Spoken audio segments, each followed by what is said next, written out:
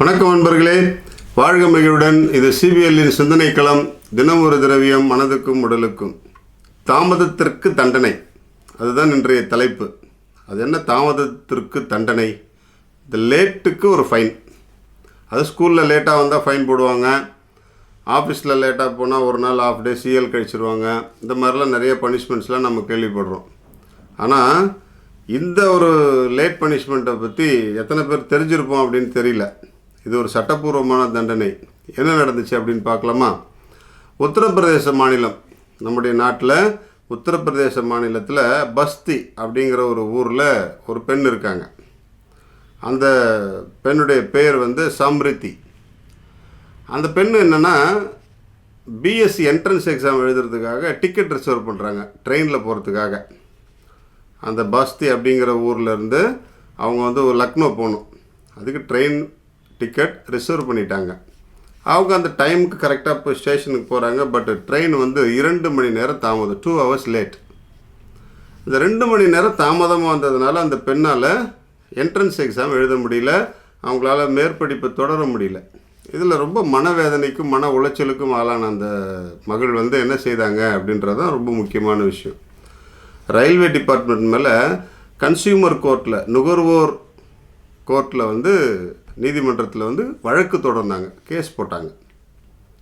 எனக்கு 2 மணி நேரம் ரயில் தாமதமாக வந்ததால் என்னுடைய படிப்பை தொடர முடியாத மிகவும் மோசமான நிலைக்கு நான் தள்ளப்பட்டு விட்டேன், இதற்கு உடனடி நிவாரணம் வேண்டும் அப்படின்னு சொல்லிட்டு அவங்க வழக்கு தொடர்றாங்க. இந்த வழக்கு ஏறக்குறைய 8 ஆண்டுகள் நடைபெறுகிறது. 7 ஆண்டுகளுக்கு மேல் நடைபெறுகிறது. 8வது ஆண்டில் தீர்ப்பு வருகிறது. 8வது ஆண்டில் தீர்ப்பு வருகிறது. என்ன தீர்ப்பு வந்துச்சு தெரியுமா?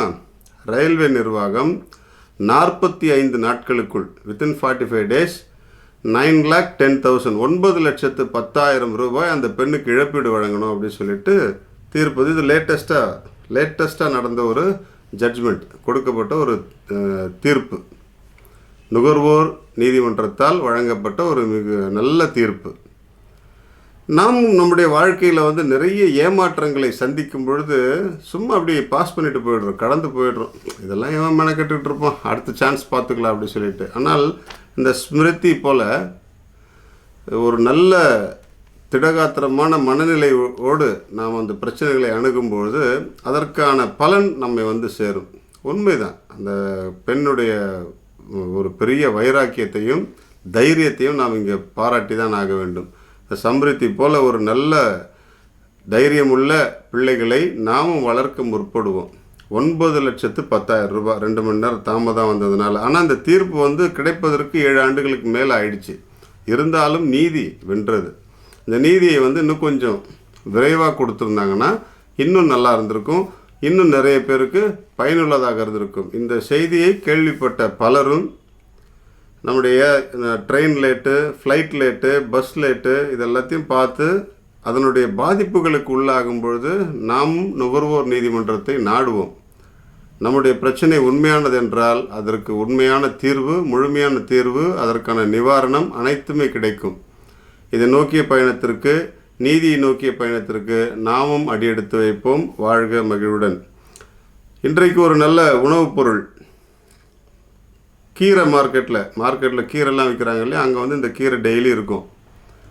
இதை நிறைய பேர் வாங்கி போகிறத பார்த்துருக்கலாம். பாலக்கீரை. இந்த பாலக்கீரை மிக அருமையான ஒரு உணவு.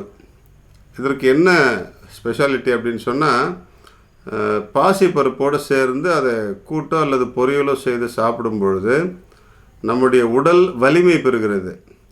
நம்முடைய உடம்பு நல்லா ஸ்ட்ராங்காகும்.